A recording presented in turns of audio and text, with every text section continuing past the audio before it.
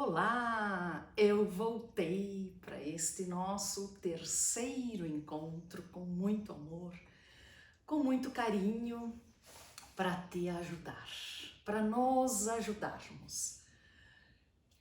Claro que enquanto eu preparo esse momento, preparo a minha fala, me preparo chegar no seu coração, claro que tudo isto passa por mim, passa pelas minhas avaliações pessoais, passa pela minha consciência. Então, por isso que eu digo o que é para nós. Tudo que eu coloco aqui, tudo que eu falo aqui são as minhas necessidades também. Eu não estou aqui falando porque você tem alguma dificuldade. Eu também tenho as mesmas dificuldades que você. Eu também tenho as mesmas lutas que você. Porque a nossa natureza humana é a mesma. Talvez o que tenha diferenciado a nossa história, os acontecimentos da nossa vida, mas os sentimentos acabam sendo os mesmos. Os sentimentos de angústia, de tristeza, de revolta, de medo, eles são os mesmos. Claro, cada um às vezes é mais forte um que o outro. Nós criamos estratégias de sobrevivência que nos atrapalham muito, e daí também vem os maus hábitos dos quais nós estamos falando. Mas o objetivo da aula de hoje é falar da causa, da origem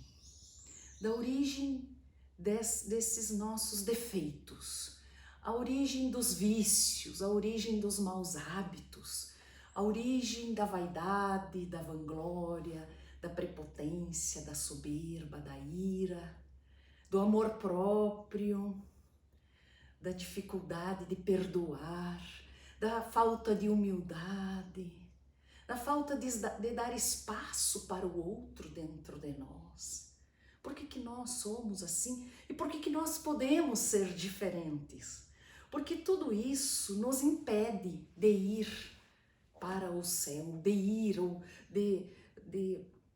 já sentir o gosto daquela paz, daquela plenitude. E nós já podemos antecipar uma gotinha deste céu aqui.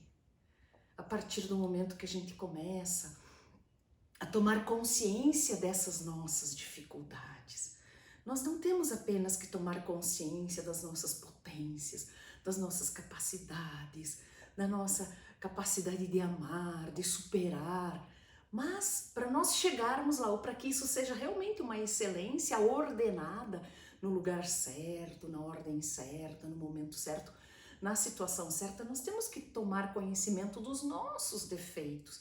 A partir do momento que eu começo a corrigir os meus defeitos, a minha tendência do hábito mal, a minha tendência daquela emoção negativa, da minha impulsividade, do meu hábito da maledicência, da crítica, de me sentir melhor que o outro, de me sentir acima do outro, tudo isto naquela antessala do céu, que se chama de purgatório, ali nós vamos nos dar conta. Poxa vida, eu poderia ter feito diferente. Não precisava ter falado daquela forma. Poderia ter amado mais. Poderia ter esperado mais. Poderia ter tido mais paciência. Poderia ter acolhido aquela pessoa como ela é. Poderia ter amado aquela pessoa como ela é. Poderia ter calado, poderia ter acolhido a vontade de Deus e eu quis fazer a minha vontade. Então, é com esse objetivo. Claro, o caminho é longo, a necessidade, a gente precisa de aprofundar mais ainda, de buscarmos uma vida espiritual, de nos aprofundarmos na vida de oração, na nossa intimidade com Deus. Mas nós precisamos nos dar conta desses defeitos e desses maus hábitos, porque senão a gente continua em oração, continua rezando, mas esses maus hábitos ficam lá como se fossem alguns hábitos de estimação e que corroem, nos corroem. E de pouco adianta aquela oração, porque é como se o mau hábito impede a graça de Deus entrar. Ou às vezes eu com um mau hábito, um defeito, com a minha vaidade, com o meu orgulho, com a minha prepotência, eu não deixo a graça entrar e também não me sinto merecedora do amor de Deus.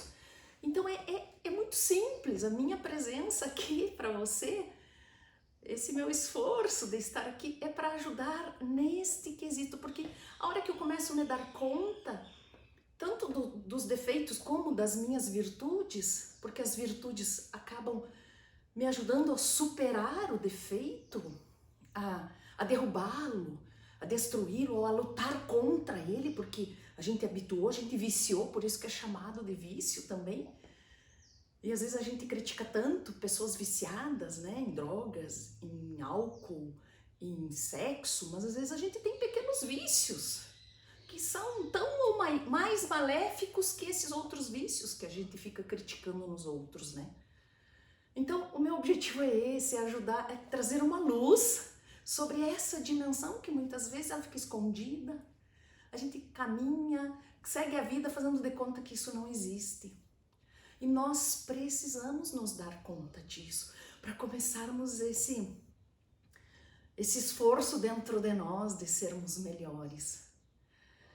Às vezes a ansiedade, a depressão está justamente aí por causa desses vícios que nos prendem, que não nos deixam ir para frente, não nos deixam livres, plenos, plenitude, sem preocupação nenhuma. Vivermos a vida assim, o problema não me afeta, compreende? O problema existe, mas nós não vamos viver em função daquele problema. Eu vou viver em função das minhas virtudes, das minhas capacidades da alma. E ali a gente encontra serenidade, encontra paz, encontra uma alegria que não passa. Por quê? É uma alegria que vem do alto, é uma alegria que vem de Deus. E esta alegria fica. Esta alegria é plena, independente do problema que está lá fora. Então, eu gosto de fazer alguns esquemas. O esquema de hoje eu já fiz na Jornada da Cura Interior, mas hoje nós vamos aprofundar. Eu quero ir além, porque eu quero falar dos vícios, dos maus hábitos, para a gente cortar, ou para a gente reconhecê-los e entender de onde eles vêm, para a gente poder lutar contra eles. Então, eu começo pela nossa concepção. Eu trabalho com abordagem direta do inconsciente, uma técnica terapêutica que volta na origem, que volta na raiz dos nossos problemas, para justamente desconstruir a ideia negativa, o sentimento negativo que tenha ficado no decorrer da nossa existência. E também essa técnica nos ajuda a resgatar a nossa essência, as nossas capacidades, as nossas virtudes que ficam lá guardadas, escondidas. Então, ela me ajuda. São 25 anos de experiência com esta técnica. Já atendi mais de 10 mil pessoas. Outro dia eu estava fazendo as contas, né? E realmente passa de 10 mil. Então, isso vai dando uma experiência, vai dando o conhecimento, os estudos vão ajudando a compreender toda essa dimensão. Então, eu costumo dizer que Santa Teresinha gostava das flores, da natureza, das rosas, e eu me encanto com as sementes. Para mim é um mistério a semente. Veja, aqui eu tenho uma semente de maçã, tão pequenininha que eu não sei se vocês conseguem observar, mas aqui eu tenho uma semente de laranja. E sabe qual é o mistério que eu fico a refletir, e falando com vocês também volto a refletir? Como é que aqui dentro desta semente está uma fruta deliciosa? A fruta que Santa Hildegarda fala que é a fruta feminina, que ela ajuda muito no corpo, no organismo feminino. Mas aqui nesta semente tem uma árvore, tem folhas, tem oxigênio, tem sombra, tem um lugar para os passarinhos fazerem a sua casa, tem papel, aqui dentro tem um papel, porque o papel sai da árvore, sai da madeira. Tem tintas, não é? Tem tintas também que são feitas das árvores e sombras. Meu Deus, o quanto que uma árvore nos proporciona de coisas boas. E todas as coisas boas que nós podemos tirar de uma árvore está aqui dentro desta semente. Isto se chama que tudo isso que tem aqui, todo fruto que ela pode dar, todo bem que ela proporciona, está aqui dentro em potência. Ela precisa, claro, ser plantada, regada, cuidada, e ela cresce. E aí, quando ela cresce, ela começa a desenvolver tudo aquilo que nós sabemos. Tudo aquilo que chega na sua mesa diariamente, muito do que chega na sua mesa de alimento vem de uma semente. E aí, quando ela cresce, ela começa a dar frutos, ela começa a atualizar, é isso que a filosofia chama, ela torna ato a potência que estava nela. E assim somos nós. Existe uma semente que nós chamamos de alma, ou de uma dimensão espiritual dentro de nós que carrega todas as potências da alma, que é a vontade, que é a inteligência, que é a memória, que é a capacidade de reflexão, de decisão e de ação. Também vou falar disso num outro vídeo. Mas aqui eu quero me aprofundar nestas questões e por causa da inteligência eu posso escolher e decidir como que eu vou agir. Eu posso decidir agir com determinadas virtudes. Porque as virtudes, as capacidades, as virtudes estão todas aqui. A virtude da paciência, a virtude da benevolência, da perseverança, a virtude do bem comum, da justiça, a virtude do silêncio, as virtudes de vencimento, que também vou falar delas. Depois vai ter uma aula apenas sobre as virtudes, porque todas elas estão dentro de nós. Nós somos capazes de perdoar, nós somos capazes de calar, somos capazes de esperar, de aguardar, de compreender, de amar. Somos capazes de ajudar, capazes de bondade e de amor. Enfim, tantas capacidades aí. Mas elas estão em potência, como essa semente aqui, estão dentro de nós para dar frutos na vida. Para nos colocarmos à disposição das pessoas e ajudarmos com o nosso dom. O dom, às vezes, de escutar, o dom de cantar, o dom de servir, o dom de alegrar, o dom de ensinar, o dom, enfim, tantos dons, não é? De cozinhar, de limpar, de harmonizar, de arrumar, de organizar, são tantos dons que estão dentro desta semente e desta, como se fossem a nossa semente e a nossa alma, que está aqui para frutificar. Mas o grande problema é que muitas vezes estas sementes, elas ficam lacradas, elas ficam guardadas e elas abafadas. Nós os abafamos com os nossos sofrimentos ou com as nossas ideias negativas. E aí nós vamos abafando com certos vícios de comportamento, de pensamento, que vão abafando a nossa essência. E é isso que eu quero para você. Eu quero te ajudar a desabafar, a tirar aquilo que impede, aquilo que lacra você, aquilo que impede você de ser você, aquilo que impede de ser aquilo que Deus sonhou para você. Por isso aquela canção do Frei Gilson fala tão forte, deixa Deus sonhar em ti, deixa Ele fazer desabrochar as tuas potências, deixa Ele desabrochar as tuas virtudes, a luz de Deus, ela potencializa, ela faz sair mais rápido de nós as nossas capacidades, as nossas virtudes. Mas justamente tem coisas emocionais, vícios de comportamentos, defeitos que impedem ele de fazer as nossas virtudes agirem em nós. Muito bem, então vamos lá.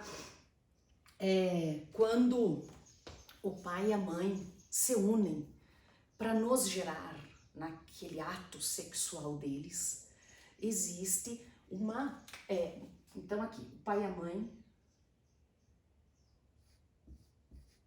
lá no momento da concepção. Então, o pai, ele doa, não é? O espermatozoide e a mãe doa o óvulo, e aqui esta união forma... Eu tenho que cuidar aqui porque eu tenho muito o que escrever. Forma o nosso eu. Forma o nosso físico, o nosso corpo. E tem uma dimensão que observa do alto, que eu vou fazer uma analogia com a semente. Então não quer dizer, não é que é a semente, é a nossa alma, é a nossa dimensão espiritual, que no momento da união do óvulo e do espermatozoide é lançado esta semente, que, claro, como eu disse, nós chamamos de alma ou de dimensão espiritual. E é como se essa dimensão, ela percebe, né? Ela tem uma essência, ela tem uma percepção, e ela é lançada para aquele óvulo e aquele espermatozoide. E ela entra aqui dentro. E é ela que deve conduzir esse corpo. É ela que tem que dar o comando para esse corpo aqui, ó.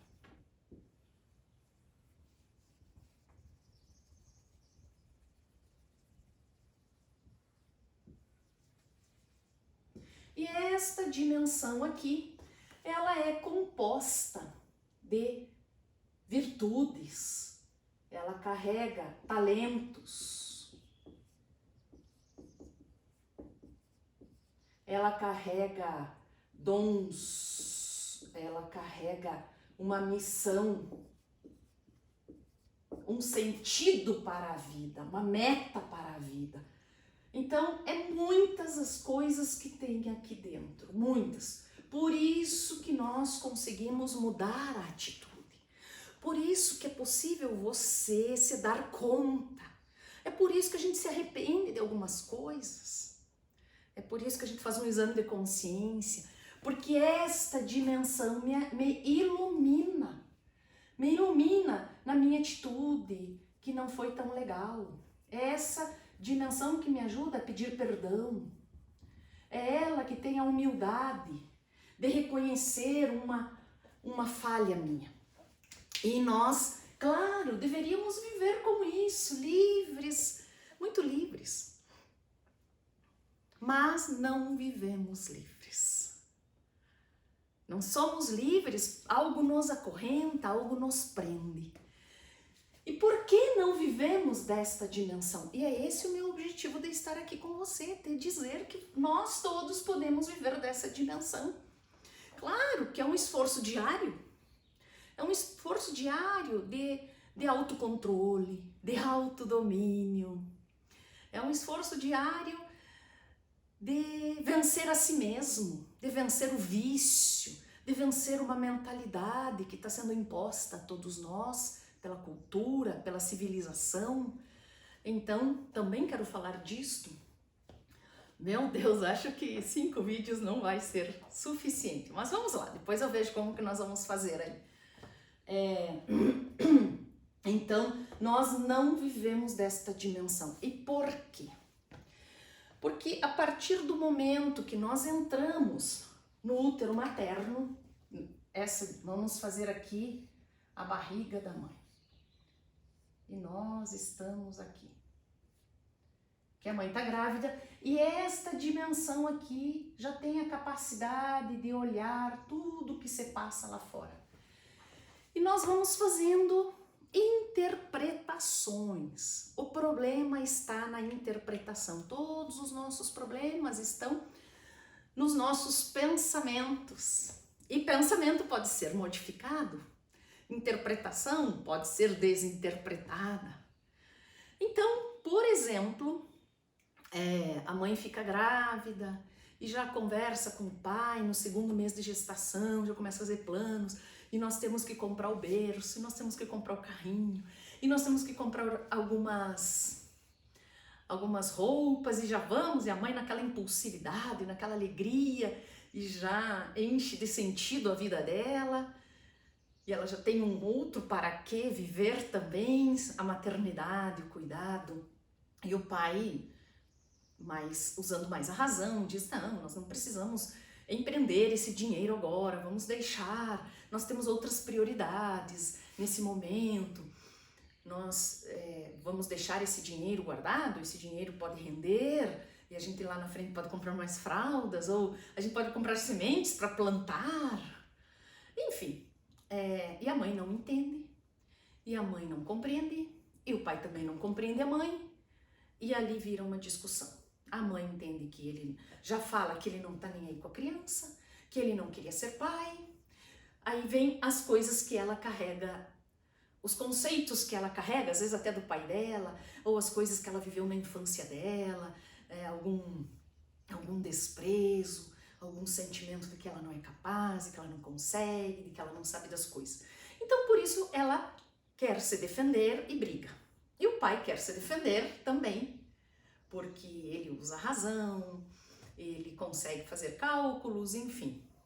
Tá, às vezes pode ser que ele esteja apegado ao dinheiro, lá na infância passou fome, vem de uma penúria, então ele tem essa tendência a segurar o dinheiro, a ser muito sistemático. E aí brigam, discutem, vai cada um para um lado, já fica aquele climão, não é? Que nós todos já conhecemos esse clima, entre eu e alguém, ou entre eu e meu esposo, entre você e seu esposo, sua esposa, enfim, seu namorado, namorada. E aí, nós fazemos uma interpretação. O que é que esta criança que está lá fora começa a pensar? Começa a pensar o seguinte, se os meus pais estão discutindo e discutem por causa de mim, então eu trago o problema. Então eu sou um problema. Ou eu sou o culpado. Ou eu não deveria existir.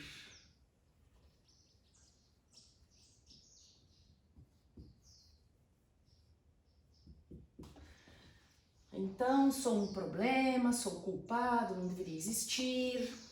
Às vezes a mãe diz uma outra coisa, não devia estar grávida agora, não era hora, os planos eram outros. E tantas falas assim que às vezes os pais têm.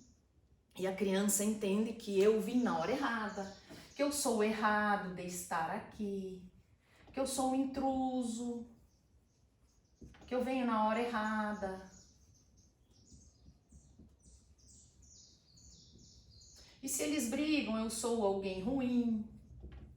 Enfim, e nós vamos interpretando. Não quer dizer que todos nós interpretamos a mesma coisa. Cada um se dói por uma coisa. Podem ter 10 crianças no útero materno, não quer dizer que todas vão pensar igual. É muito particular. É algo de cada um. Vem a infância, às vezes vem um irmãozinho novo, daí os pais não são preparados para lidar com o irmão mais velho.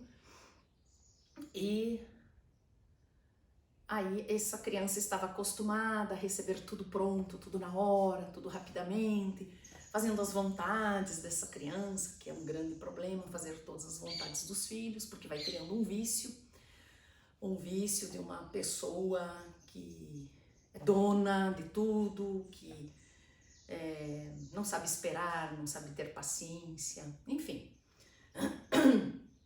A mãe tá amamentando, a mãe tá fazendo alguma coisa e essa criança vem, pede colo e pede alguma coisa, a mãe diz, agora não posso, agora eu tô com o seu irmãozinho, agora isso, agora o irmãozinho precisa.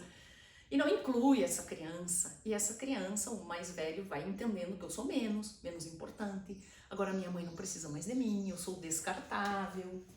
Então se sente descartável. Muito comum essa ideia, esse sentimento, quando a mãe fica grávida, às vezes pensa em aborto, a criança também grava, que ela é um lixo, que ela é demais, ou que ela, às vezes a mãe diz lá na gestação, mais um, quer dizer, eu tô sobrando, eu tô de fora, não tem lugar para mim, compreende?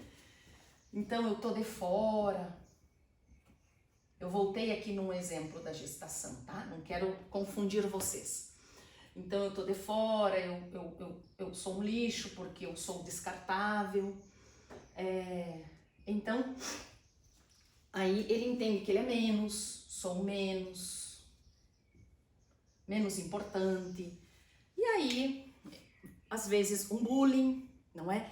As crianças entendem, alguém tá fazendo bullying, pega no pé dela porque ela é gordinha, porque ela é magra, porque ela usa óculos. E aí já é uma personalidade problemática que faz isso, uma pessoa que já tem ali como se fosse um mini sociopata, que tem prazer em ser cruel, tem prazer em humilhar, tem prazer em sentir o outro mal. Então isso é um grande problema e aí começa a se formar os psicopatas. A causa são várias causas, não vou entrar nesse mérito, mas a pessoa vai entendendo que ela é diferente, que tem alguma coisa errada nela, que eu não sou igual, que eu sou excluído, não é? Que eu sou excluído, e aí vai. E problemas, por exemplo, de abusos sexuais deixam marcas terríveis. Geralmente os abusos sexuais acontecem no seio da família. Isso é estatística que fala, que às vezes é um tio, é um avô, é o pai. Mulheres também abusam, mas as estatísticas mostram, não é, que é um problema muito forte no homem. E aí a criança entende o quê? Se às vezes é um familiar que está todos os dias aqui dentro da casa e é carinhoso, e o pai e a mãe valorizam, fazem as coisas para ele, e ele vem, depois ele vai lá e faz uma maldade com essa criança. O que ela entende? Que os homens são maus, que os homens enganam, que não dá para confiar, e ali ela cria um problema, né? Não vou confiar, ou às vezes ele fala que ela é culpada, que é ela que está querendo, e que se ela quer, o problema é dela, e que se ela contar, aí ele já faz chantagem, que vai falar para os pais, e que os pais vão dar uma surra nela, e a criança vai se sentindo culpada. Mais uma culpa, mais uma sensação de ser errada, eu sou errada, eu não sou digna, né? Vai ficando uma sensação de indignidade.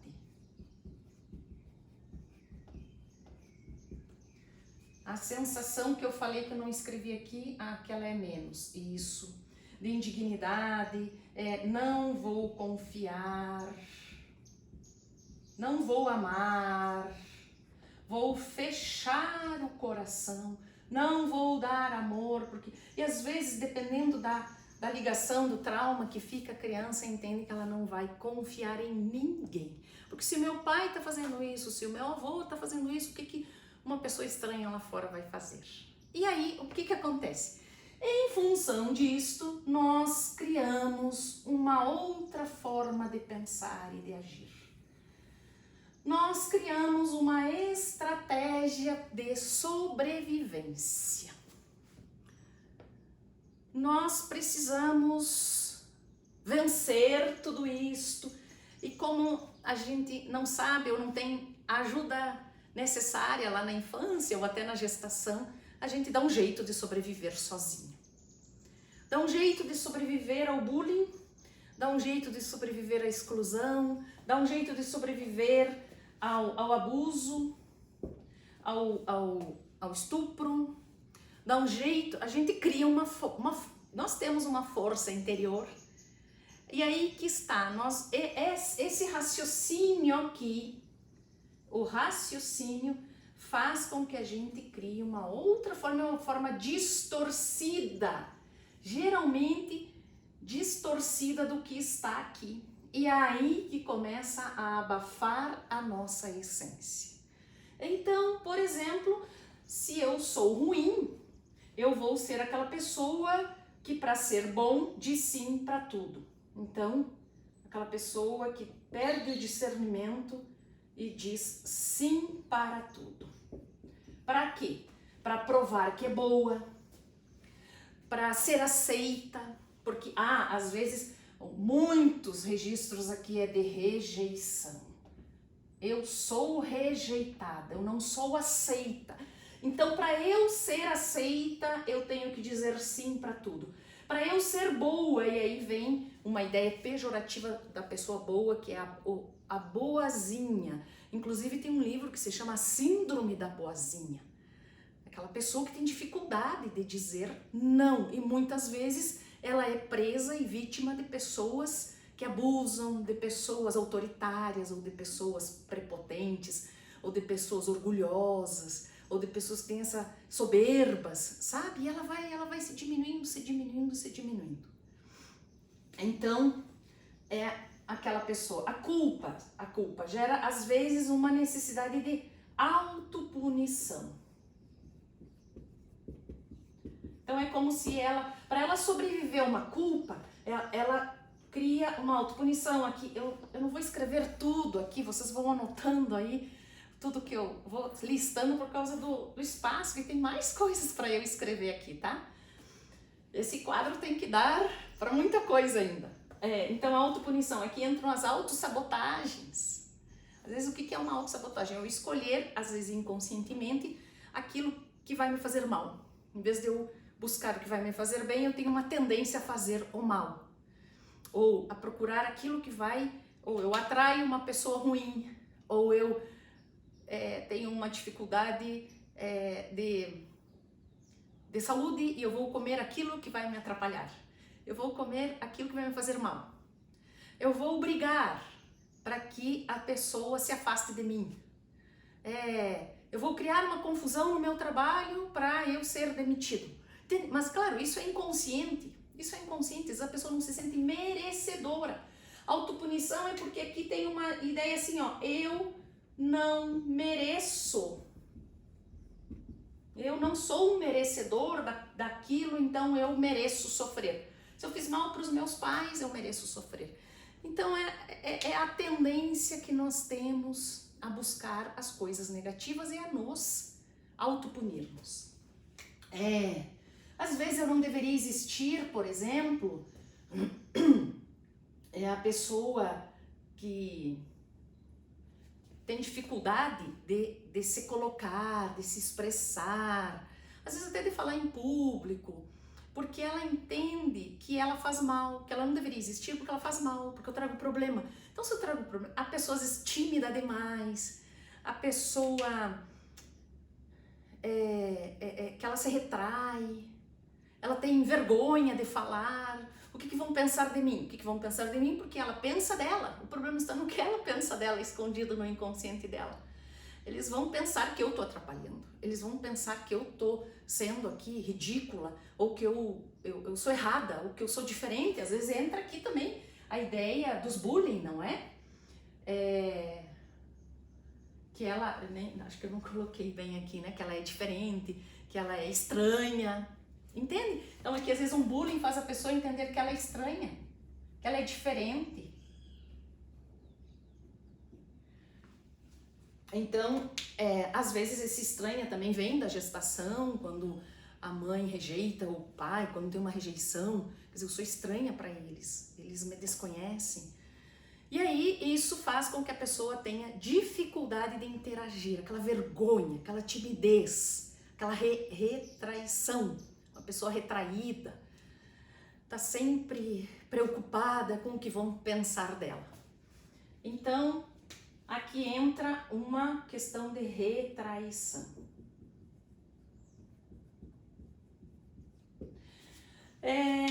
As ideias de que ela é menos, sou menos importante, sou inferior, sou menos, o que faz muitas vezes nesta pessoa? Faz com que ela exerça como uma estratégia de sobrevivência uma necessidade daí de se sentir mais, de se sentir, ela vai criando sempre uma necessidade de ser a melhor que os outros. Por exemplo, um registro que pode, uma causa, uma raiz, às vezes ela está na sala de aula, ela vai ler e erra uma letra, erra uma palavra, gagueja e a turma toda dá risada. E a professora diz, dá uma bronca nela ainda porque ela errou. Você não estudou, você não faz bem, você não sabe ler. Você tem que ser castigado, vem aqui para frente do quadro, vai escrever aqui, vem. Ou às vezes, agora eu vou lembrando, né? A criança é chamada no quadro para fazer uma atividade e ela não sabe a atividade. E ela fica constrangida, passa vergonha, entende, grava ali que ela é burra, que ela é incompetente, que ela é incapaz, que ela sabe menos. Compreende? Ali nossa, como existe isso. Meu Deus, como aparece isso como raiz de sofrimento. Então, assim, essa terapia da abordagem direta do inconsciente tem esse objetivo de ir desconstruindo estas ideias. Então, o que começa a acontecer?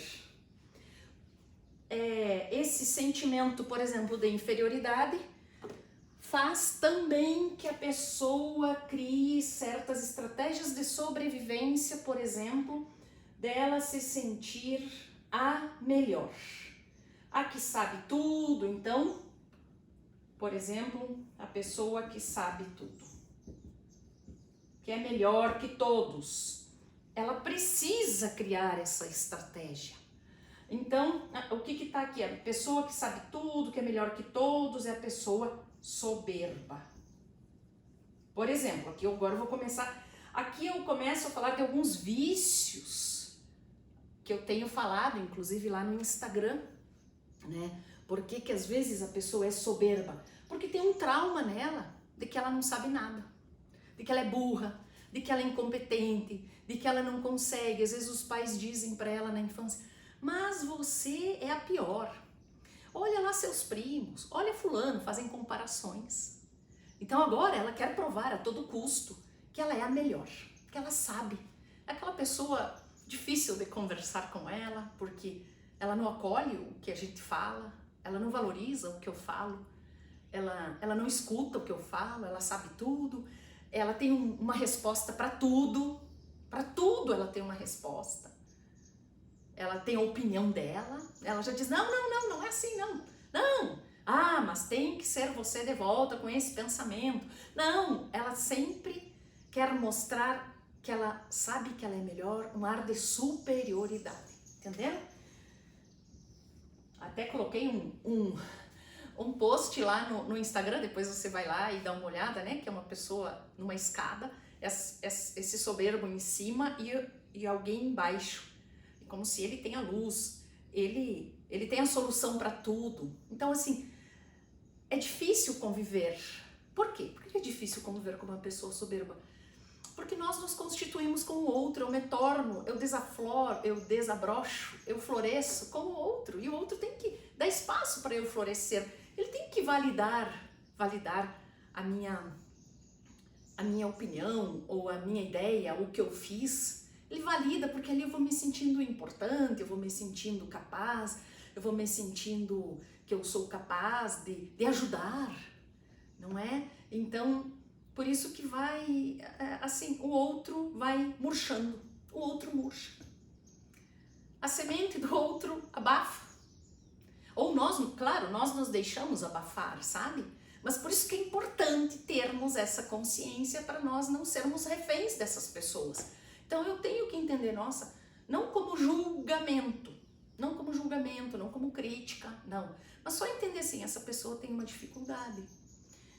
Não quer dizer que eu sou menos que ela, ou que eu sou incompetente, mas ela tem uma dificuldade, então eu não vou discutir com ela, eu não vou criar um entrave com ela, eu vou acolher ela, eu vou valorizar o que ela está falando, e se um dia eu tiver oportunidade eu falo, se um dia eu não tiver oportunidade eu não preciso falar, porque eu estou ciente da minha capacidade, eu estou ciente, e ali a gente já começa a exercer uma virtude, entendeu? Ali é a virtude da humildade, a virtude da paciência, a virtude da benevolência, a principal virtude eu acredito que é a paciência, né? E por isso que é importante a gente compreender, nós não podemos fazer uma interpretação, essa pessoa acha que eu sou inferior, essa pessoa acha que sabe tudo e que eu não sei nada e que eu sou incompetente. Às vezes ativa o meu registro de incompetência, de burro. Não, é isso que a gente tem que cuidar. Nós temos que conhecer por que as pessoas têm essas dificuldades aí. Então, você vai entender assim, essa pessoa tem uma dificuldade. Ela tem... Então, assim, não, para você não ali fazer um autoconceito negativo seu. Por isso que é importante, né? Às vezes a pessoa, por exemplo, que passou por um bullying na infância, riram da roupa, riram porque ela era gordinha, riram porque ela andava de chinelo de dedo lá atrás, hoje até é moda, né, andar de havaiana, mas lá atrás ela usava conga, às vezes ela ia descalço pro colégio porque não tinha roupa, ou usava óculos, daí chamavam de fundo de garrafa, como é que é? Zaroio, ou a pessoa é muito magrinha, alta, chamam de girafa, e aí por diante. Então, às vezes, essa pessoa, para ter uma estratégia de sobrevivência, ela valoriza muito a vaidade. Para se sentir importante, para se sentir valorizada, e aí ela vai investir demais, por exemplo, na aparência dela. Investe na aparência, investe nas vaidades, investe nos adornos, não é? Vai fazer questão de estar sempre maquiada, ou com a melhor roupa, ou com a marca, uma roupa de marca, algo que tenha marca para mostrar que ela é importante, que ela não é aquilo que diziam que ela era, que ela não é inferior, que ela está no padrão das pessoas, no padrão da sociedade, no padrão de determinadas pessoas. Entendem por que essa necessidade da vaidade, do carro, da marca, da roupa, do elogio? Aí também muitas pessoas vivem em função dos elogios, vivem em função do que a minha imagem provoca no outro, e tudo isso vai fazendo o quê? Vai abafando, porque essa dimensão não precisa dessas coisas, tudo aqui. Não, e isso nos atrapalha de sermos a nossa essência. Então, a vaidade, a soberba. Aqui entra uma questão muito, muito, muito séria, que é o amor próprio. Aqui nós vemos muito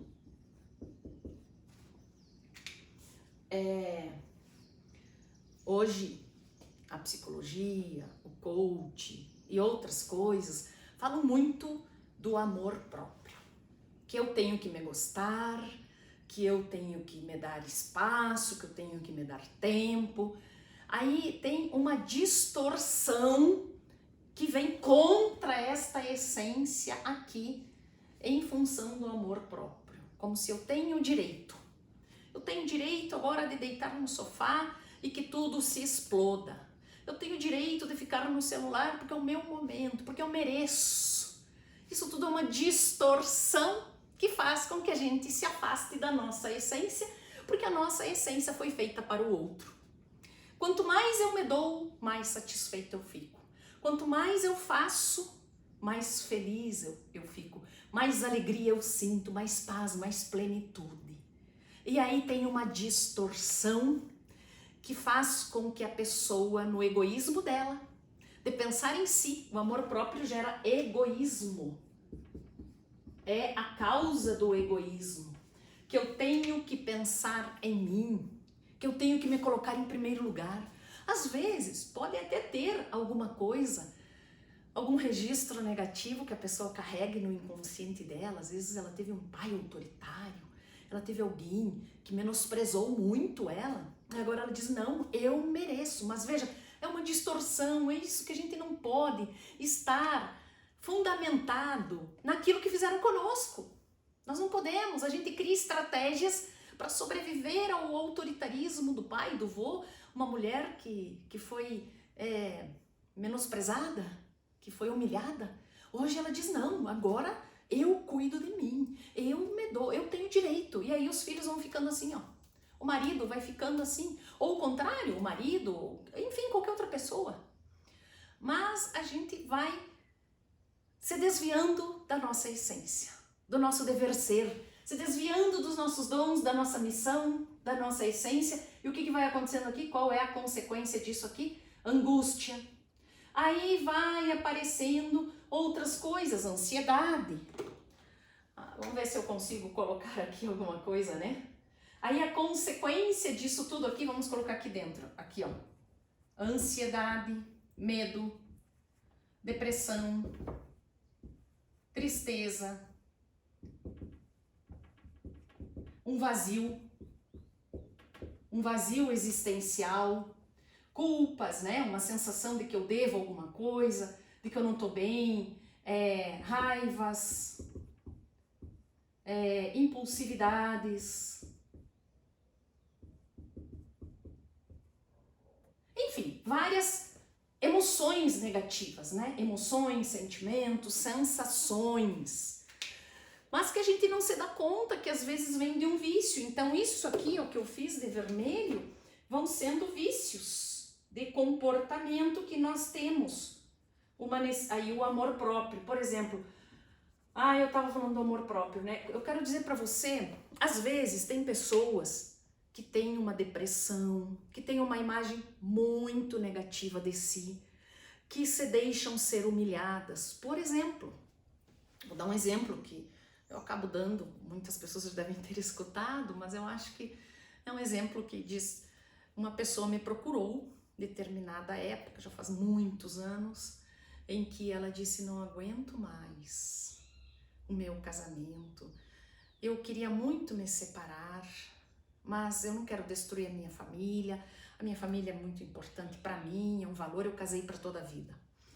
Mas tá bom, o que acontece? O meu marido faz com que eu vá nos bares, e eu fique na bancada do bar, flertando com outros homens, com a roupa sensual, parecendo alguma parte do meu corpo, e os homens começam a dar em cima de mim.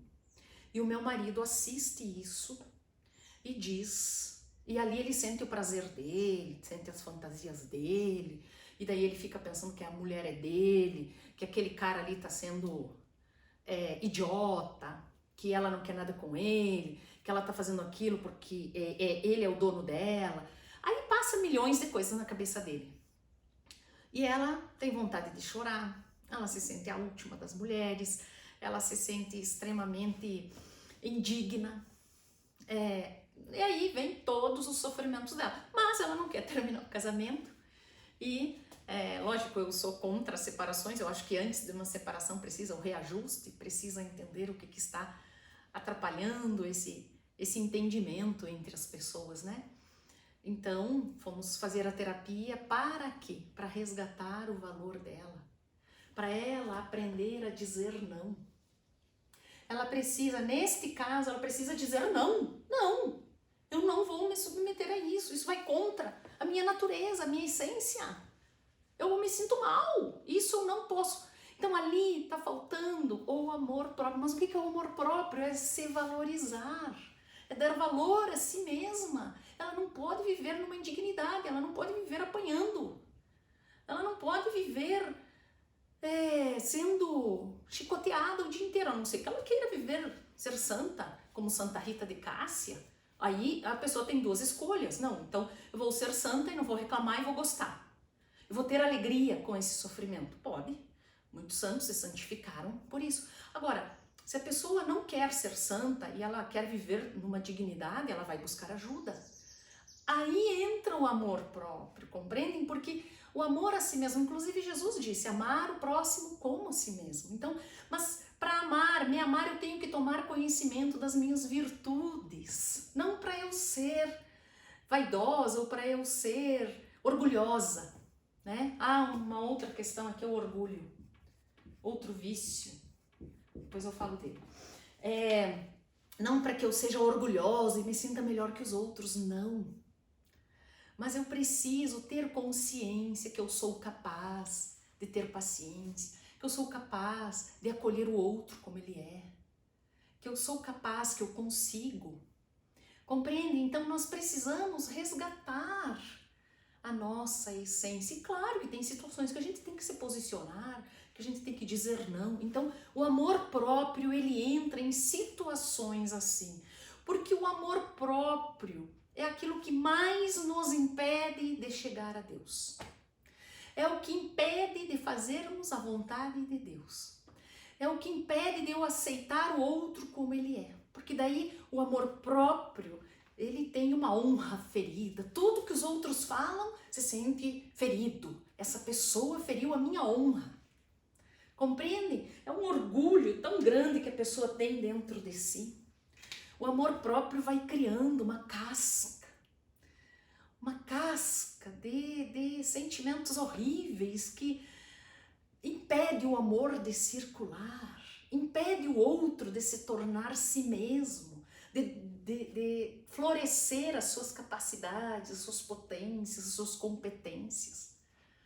O amor próprio corrói a si, impede isto aqui, porque isso aqui quer se doar, essa dimensão quer se doar. O amor próprio quer pensar em si, o amor próprio é egoísta. O amor próprio acha que o mundo gira em torno de si, que vai totalmente contra. O que vai ter aqui entre o amor próprio e essa essência? Angústia. Angústia porque eu não estou fazendo aquilo que eu deveria fazer. Depressão, ansiedade, porque alguma coisa errada vai acontecer. Mas por que vai acontecer? Porque eu não estou sendo o que eu deveria ser. Compreendem? Então, o sentimento que vai gerando entre essa dimensão e o meu vício, e o meu defeito.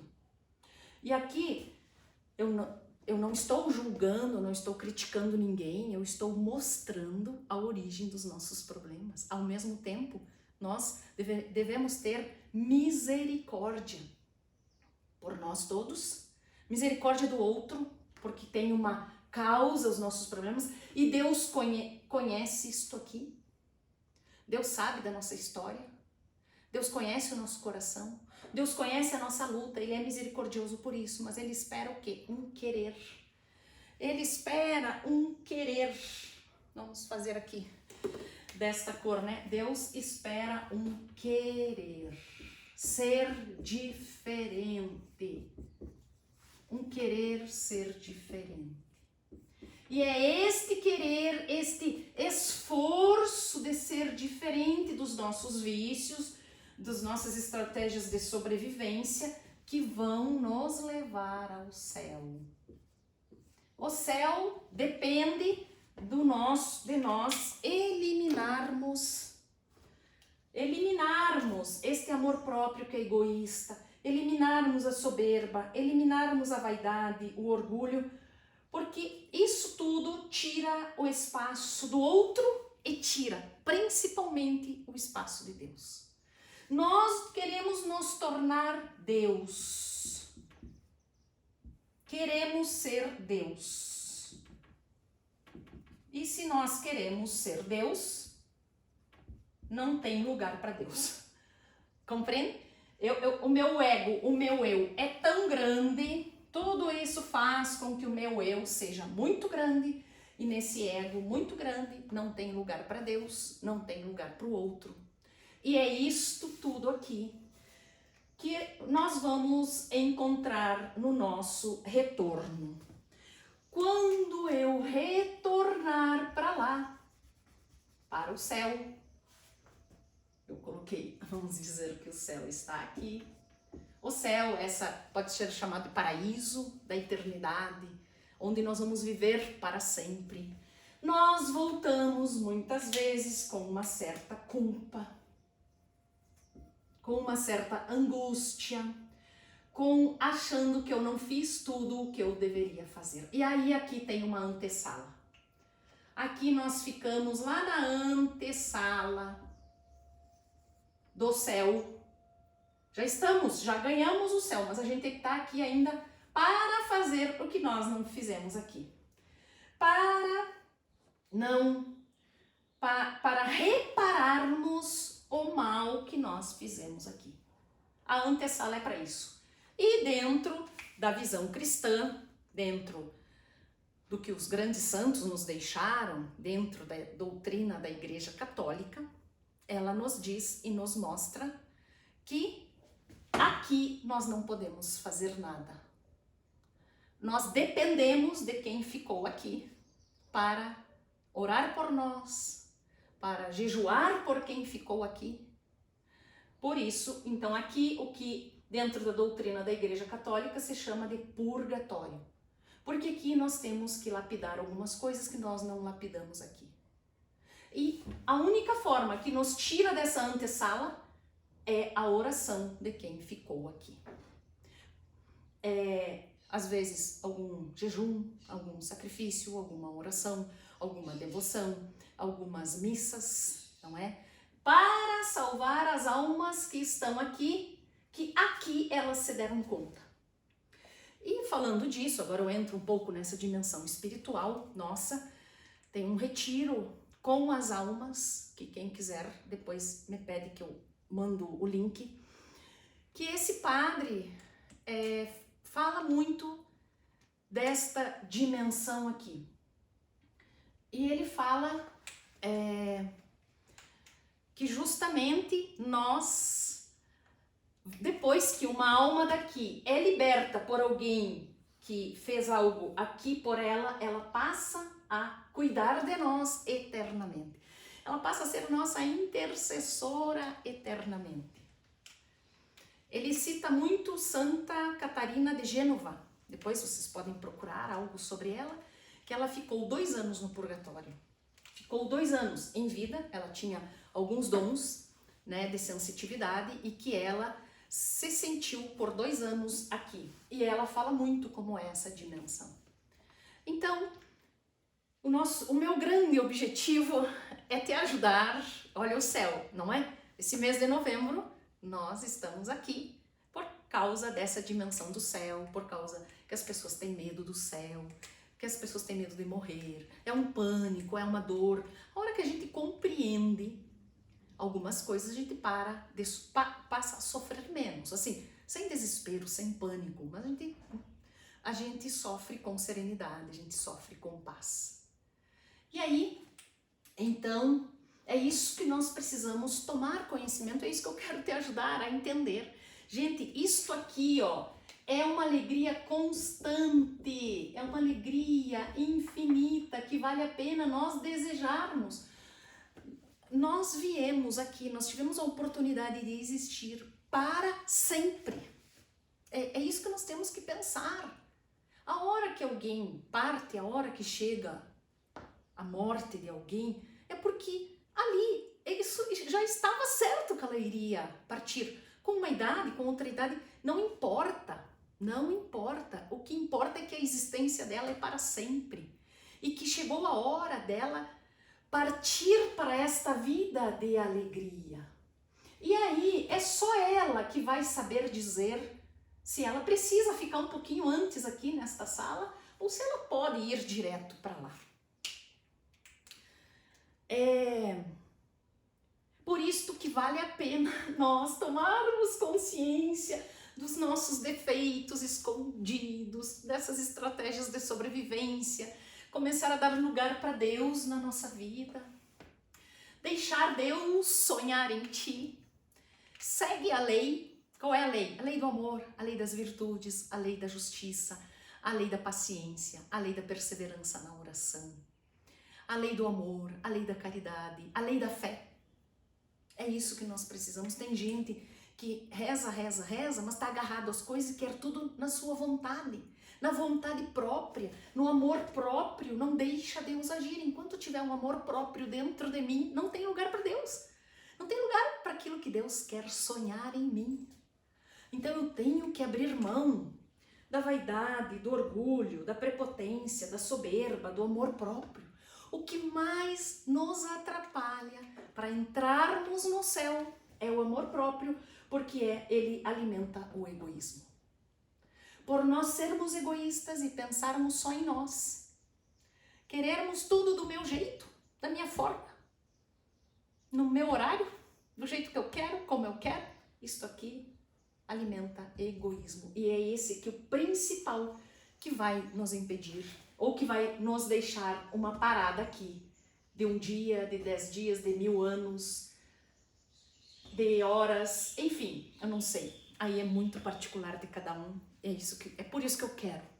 Eu não quero que você fique aqui muito tempo, ou meu desejo é que você vá direto para lá. Eu me esforço, e é um esforço diário, constante, de 24 horas. A hora que a gente compreende isso aqui, nós estamos o tempo inteiro lutando contra nós mesmos. Porque é como se isso aqui vem também de uma estratégia de sobrevivência. O nosso DNA, ele está pronto a salvar-nos a nós mesmos, né? Vem um terremoto, vem um problema, claro que a gente vai querer salvar quem está em volta de nós, filho, marido, mas tem uma tendência a salvar a si mesmo. É instinto, é instintivo também.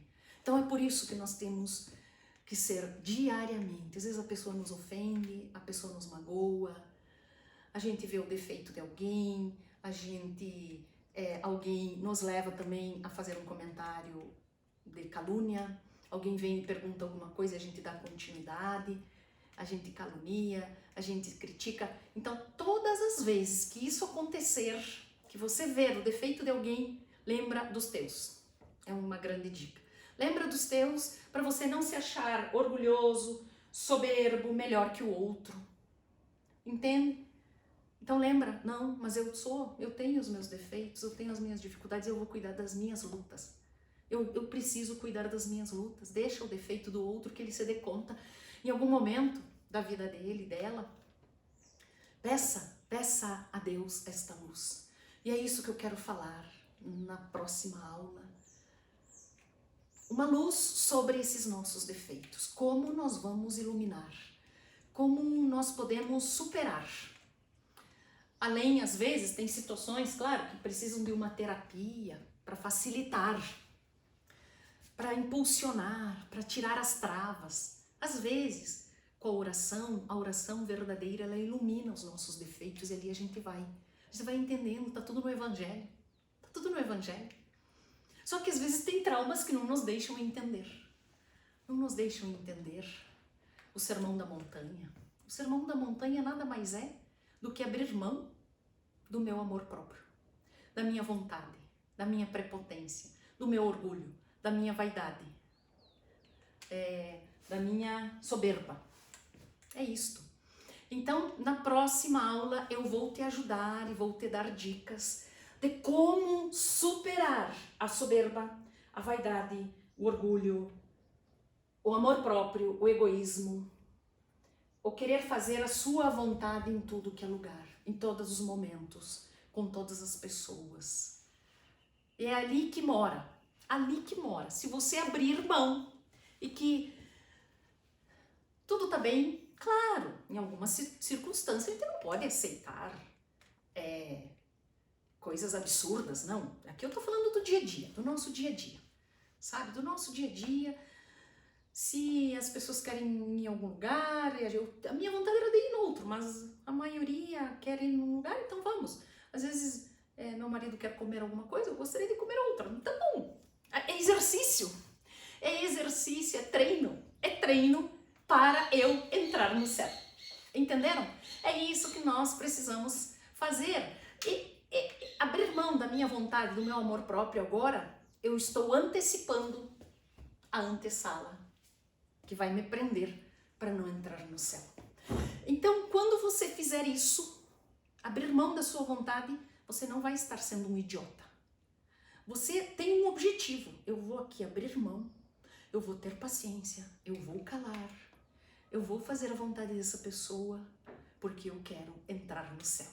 E a gente só entra no céu sem ego, sem eu, sem orgulho, sem vaidade, sem soberba. Aí que a porta é estreita. A porta é estreita porque não cabe um eu muito grande.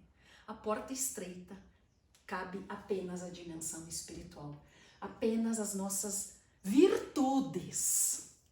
Santo Afonso de Ligório, num livro chamado Preparação para a Morte, ele fala, num dos capítulos, a única coisa que vai entrar é as virtudes. O resto tudo vai ficar. O resto tudo fica. Tudo fica. E aí nós temos que ficar aqui para lapidar, para reparar aquilo que nós não fizemos aqui. Gente, eu prefiro fazer aqui. Eu prefiro. Aí é uma escolha de cada um. Você quer deixar para aqui ou você quer fazer? Você quer fazer diariamente. Diariamente. É um exercício. Por isso que eu digo. E por isso que está escrito. E por isso que tem aquela oração. Aqui é um vale de lágrimas. Aqui é uma luta constante. Aqui é um superar a si mesmo. É um autodomínio. O tempo inteiro. O tempo inteiro. Quando a gente entende essa realidade, a gente começa a se dominar. A gente começa a dominar todos esses vícios aqui, esses maus hábitos. Então, por isso, quando a gente entende, quando você compreende qual é a nossa luta diária, você entende que aqui não tem luta. Que aqui não tem os sentimentos negativos, não tem mágoas, não tem aquela sensação de ser menos, aquela sensação, eu não preciso ser vaidosa, eu não preciso ser orgulhosa, eu não preciso ser soberba, eu não preciso estar me defendendo o tempo inteiro. Aqui é paz, aqui é serenidade, aqui é alegria.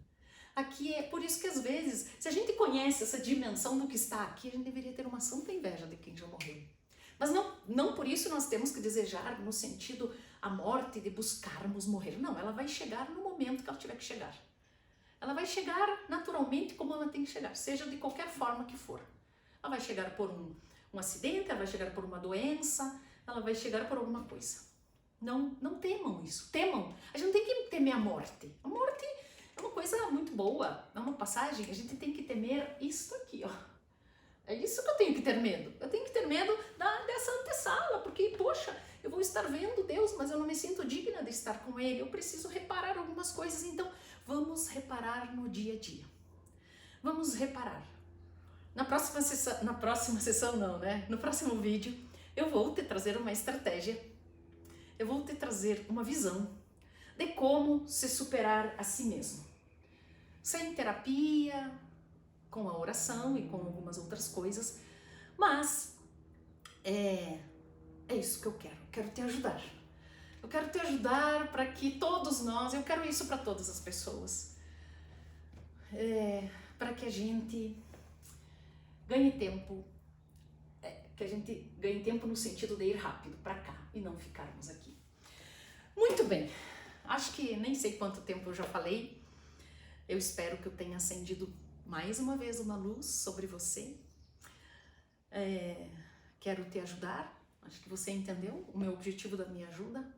Não é criticar, não é apontar, é ajudar você a reconhecer esses maus hábitos, da onde que eles vêm, ter misericórdia e pedir que a graça de Deus para que a gente enxergue eles cada vez mais, que a gente tenha força de lutar, tenha força de dominar a si mesmo, tenha força de se superar e de não ficar alimentando amor próprio onde ele não pode estar, onde ele é um amor próprio de graça, onde ele é um amor próprio ligado ao egoísmo, sabe? Muito bem, eu fico por aqui, vou rezar por você que está aqui também, para que Deus ilumine e que você queira um querer profundo, que eu possa ter despertado em você a vontade de lutar, a vontade de ser diferente, a vontade de reparar esses maus hábitos, de reparar esses vícios que eles ficam imperceptíveis e escondidos da nossa consciência. E o grande objetivo é quebrar isso aqui, ó. Isso que nós precisamos quebrar. Quebrar tudo isto, quebrar essas questões, as nossas estratégias de sobrevivência. E nós precisamos aumentar. Isso tem que crescer em nós. Isso aqui tem que crescer. E é isso aqui que tem que nos comandar. O comando tem que ser daqui. Isso é que tem que brilhar. Não é a minha roupa que tem que brilhar, não é a minha maquiagem que tem que brilhar, o meu carro, a minha casa, o meu título, o meu emprego, o meu poder, a minha profissão, a minha faculdade, o meu curso, as minhas especializações que tem que brilhar. Isso fica. O que tem que brilhar é isso aqui. É o meu amor, a minha caridade, a minha união com Deus, a minha serenidade, minha paciência, o meu autodomínio, o meu vencimento a si mesma, o perdão, o amor, a caridade. A caridade tem que brilhar. Seja ela como for, e ninguém precisa saber desse brilho, mas é brilhar para Deus. Você não tem que brilhar para as pessoas, eu tenho que brilhar para Deus. A minha intimidade com Ele faz com que eu corresponda a Ele e não às pessoas. Eu preciso entender que Deus está aqui dentro, está no tabernáculo e está aqui dentro também. E que é eu e Ele, eu tenho um relacionamento com Ele aqui dentro de mim. E é Ele que tem que brilhar em mim. Não é os pendurucalhos que eu carrego na minha vida. Não é as coisas que me trazem vaidade. Eu tenho que ter uma alegria profunda de eu ter um relacionamento com Deus.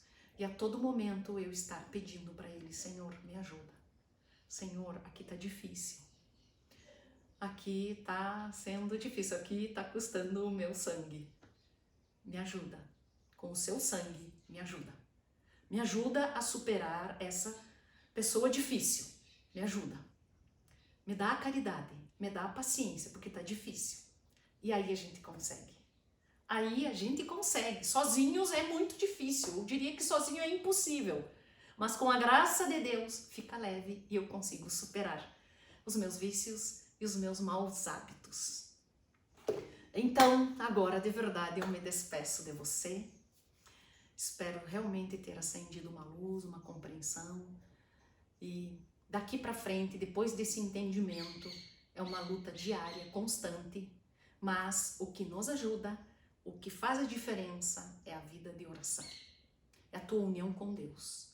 E aí cada um busque de acordo com o seu estilo de espiritualidade.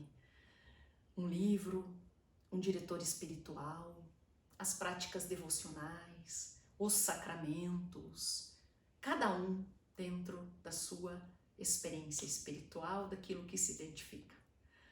Então, um grande abraço, Deus te abençoe, fique com Deus e até o nosso próximo encontro, que será breve.